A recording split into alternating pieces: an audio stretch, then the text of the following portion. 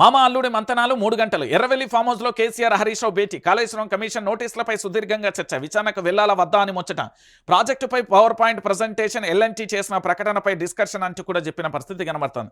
నేను నిన్ననే చెప్పిన ఇదే అంశానికి సంబంధించి, ఎల్ఎన్టీకి సంబంధించి, దాంతోపాటు ఎన్డీఎస్ఏకు సంబంధించి పూర్తి స్థాయిలో లేఖల సారాంశాన్ని కూడా చెప్పా.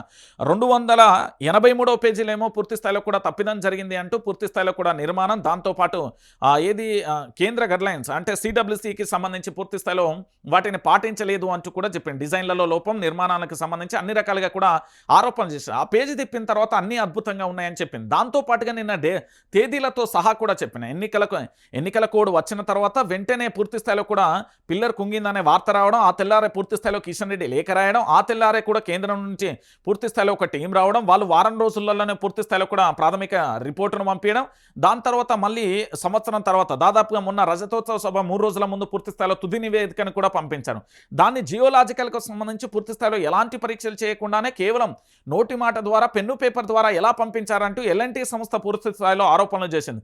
సో కాళేశ్వరం ప్రాజెక్ట్ అనేది 1,00,000 కోట్ల స్కామ్ అని కాంగ్రెస్ ఆరోపించినప్పటికీ కాళేశ్వరం ప్రాజెక్టుకు మొత్తమైందే 95,000 కోట్ల రా నాయన.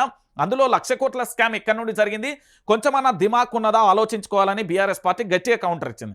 సో ఇప్పుడు ఏంటి అంటే కాళేశ్వరానికి సంబంధించి అంతా కేసీఆరే చేసిండని 108 మంది అధికారులను విచారించిన తర్వాత కేసీఆర్ పేరు ప్రస్తావించడంతో పూర్తి స్థాయిలో స్థానిక సంస్థల ఎన్నికలు రాబోతున్నాయి కాబట్టి ఇలాంటి తరుణంలో నోటీసులు అందించడంతో ఇటు మొదటగా కేసీఆర్ కానీ, ఆ తర్వాత హరీష్ రావు కానీ, ఆ తర్వాత ఈటెల రాజేందర్కి సంబంధించిన పూర్తి స్థాయిలో నోటీసులు అందించి ఈ నోటీసుల పరంపర ఎటు దారితీస్తుందో కూడా తెలియని పరిస్థితి కనబడుతుంది. సో పూర్తిగా కూడా ఈ అంశానికి సంబంధించి ఏం జరుగుతుంది, ఎలా ఉంటుంది అనేది కూడా మనం కూడా వేచి చూడాలి.